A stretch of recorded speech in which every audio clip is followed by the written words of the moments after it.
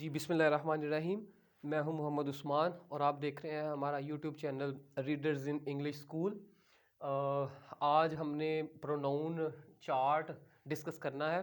Pronoun chart ही इसको consider किया जा रहा था। अगर इसमें थोड़ी सी अमेंडमेंट कर लें या थोड़ा समझने के लिए हम बात कर लें तो पर्सनल प्रोनाउन चार्ट है।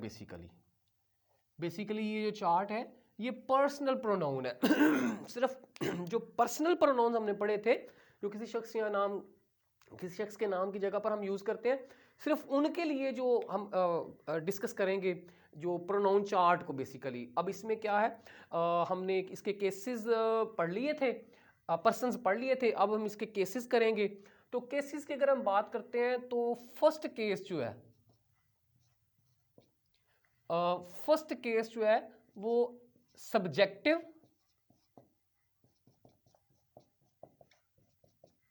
और इसको नॉमिनेटिव भी बोलते हैं। नॉमिनेटिव, सब्जेक्टिव केस और नॉमिनेटिव केस। अब ये कौन से हैं? मिसाल के तौर पर अगर हम बात करें फर्स्ट पर्सन की, तो फर्स्ट पर्सन में जो सब्जेक्टिव और नॉमिनेटिव केस है वो दो है। ये हो गया हमारे पास फर्स्ट पर्सन। आपको याद होगा हमने इसके पर्सन्स पढ़ लिए थे, first, second and third person. अब फर्स्ट पर्सन में आई और वी, ये हमारे पास दो केसेस है, दो केस है, सब्जेक्टिव या nominative case. Nominative case first person I singular के लिए, nominative case first person we plural के लिए। इसी तरह से हमने इसको पढ़ा था। अब उसके बाद सेकंड पर्सन है,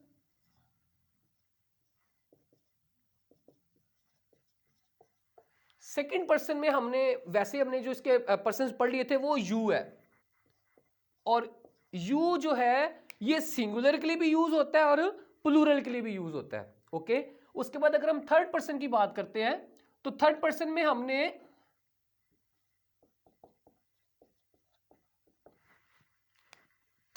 कुछ पर्सन पढ़े थे जिसमें ही, शी, इट और दे।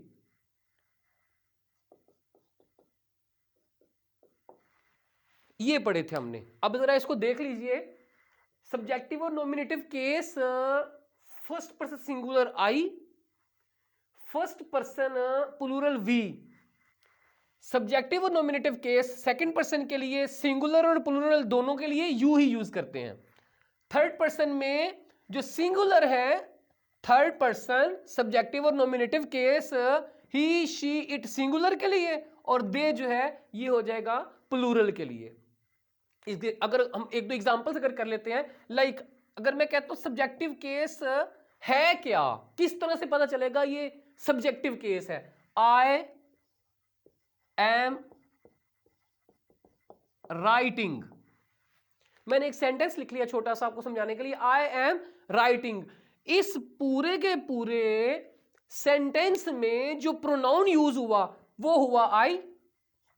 ओके, और जरा गौर करें बात पे, तो इस पूरे सेंटेंस में जो सेंस है वो क्या है? डूअर क्या है? काम करने वाला क्या है? डूअर। तो वो आई लग रहा है। I am writing. Who is writing? Question क्या है? Who is writing? तो आई। तो I as a subject use हो रहा है। जब ये I as a subject use हो रहा है तो हम कहेंगे आई क्या है? सब्जेक्टिव और नॉमिनेटिव केस है। Got it? अगर मैं बात कर लेता हूं, सपोज मैं और मेरे साथ भी मैं ही हूं, मतलब कोई और, वी, दो के लिए वी यूज कर लेते हैं, वी आर टॉकिंग। तो इसमें वी क्या हो जाएगा? वी जो है ये सब्जेक्टिव केस और फर्स्ट पर्सन प्लूरल का हो जाएगा। गॉट इट जी? समझ आ गई आपको बात की? इसी तरह से सपोज मैं एग्जांपल कर लेता हूं, ये लिख लेते हैं, दे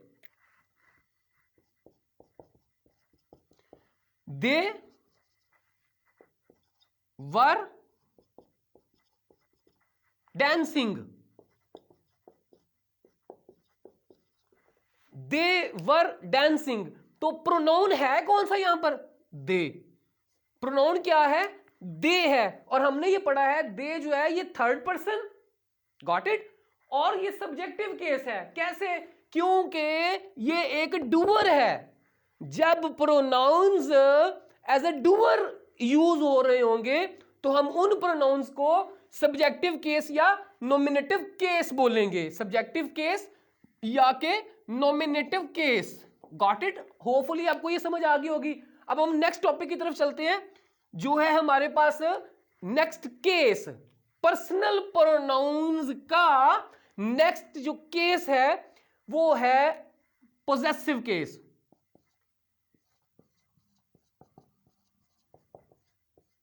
पोजेसिव केस, पोजेसिव केस कौन से होंगे? आई का माई और माइन,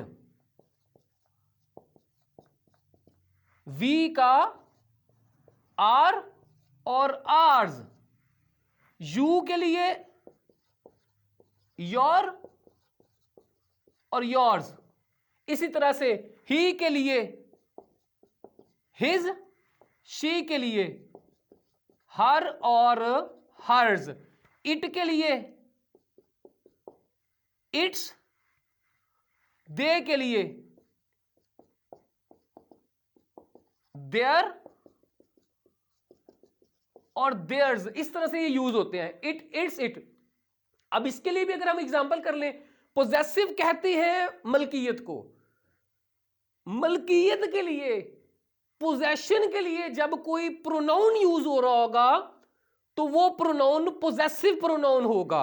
एग्जांपल अगर हम करें, लाइक ये माई को यूज कर लेते हैं, मैं कह देता हूं it is my book, it is my book.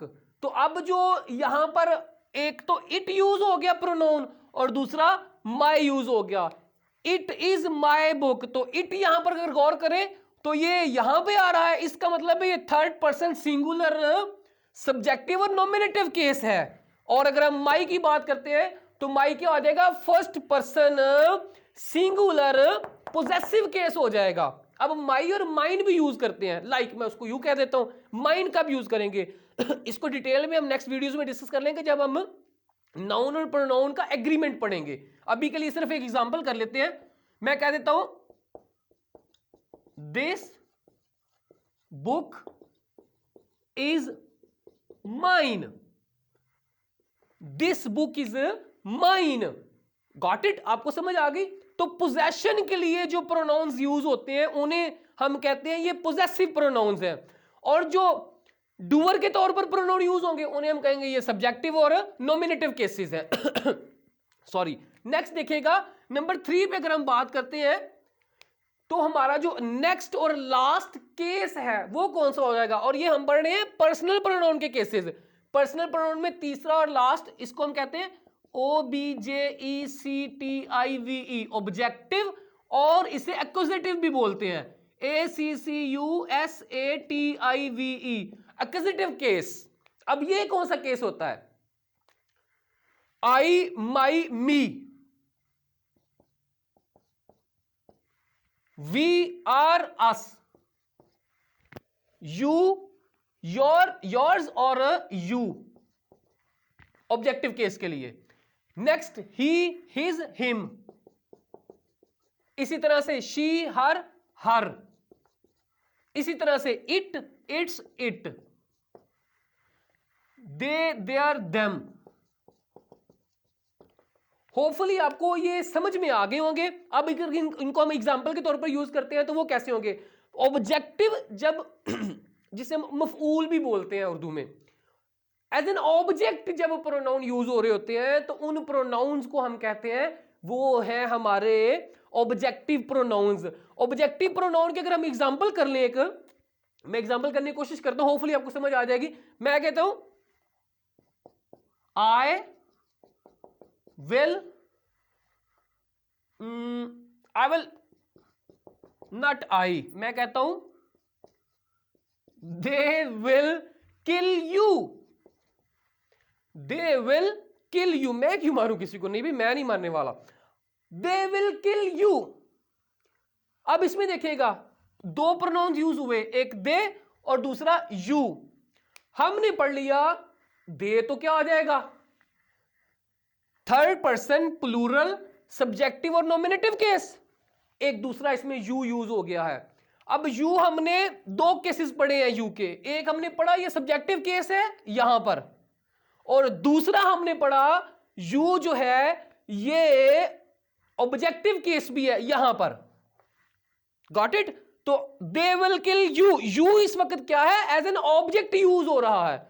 तो जब कोई pronoun as an object use हो रहा होगा तो उसे हम कहेंगे वो ऑब्जेक्टिव केस है, और जब कोई pronoun as a subject doer use हो रहा होगा तो हम कहेंगे वो हमारा सब्जेक्टिव केस है। होपफुली आपको हमारा ये लेक्चर समझ में आ जाएगा और आया होगा। फर्दर इस पर जो आपकी क्वेरीज होंगी आप अपने कमेंट्स में हमें जरूर मेंशन करें।